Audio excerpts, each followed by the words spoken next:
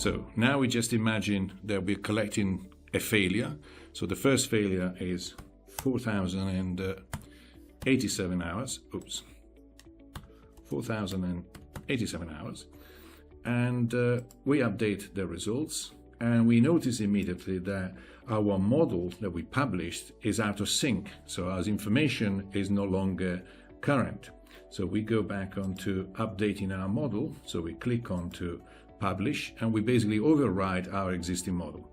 And we'll notice that our current value was 0.73. As a result of this new failure being added onto it, the value will change, and it will tell us if it's going in the right direction, so there will be an increase in reliability, or if there's going to be a decrease in reliability. So we click OK.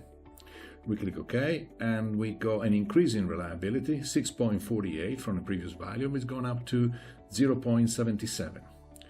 So we have our first result collected, and now we are imagining, we fast track, we're imagining we collected lots of other data points, and now we want to monitor how the results will change.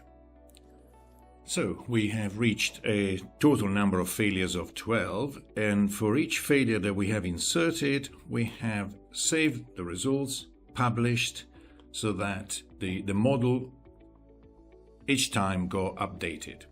And now we want to see, we notice that with the last failure, first of all, we have reached the target of 0.92, which was the target set in the metrics window. And now we want to see what kind of data we've collected along the way. So we go on to Results Manager, and we go and look for the metrics. And there's obviously the metric that we just created.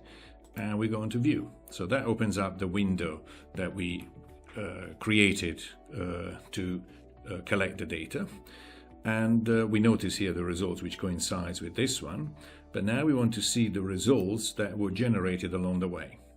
And here we can see, we sort of ignore the time scale, because obviously the data was input every minute, but in real life obviously it will be input every time a new failure is added onto the Weibull analysis and the model is published.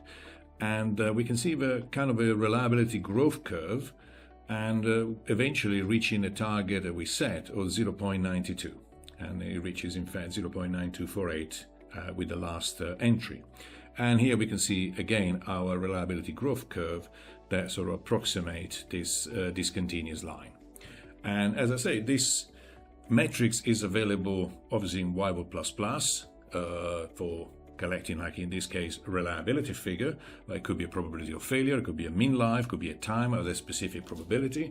And it's also available in XFME and RCM for fMRA analysis, or in BlockSim to collect a metric that relates to repairable systems. So it could be more to do with availability of the system, or other metrics related to a repairable system.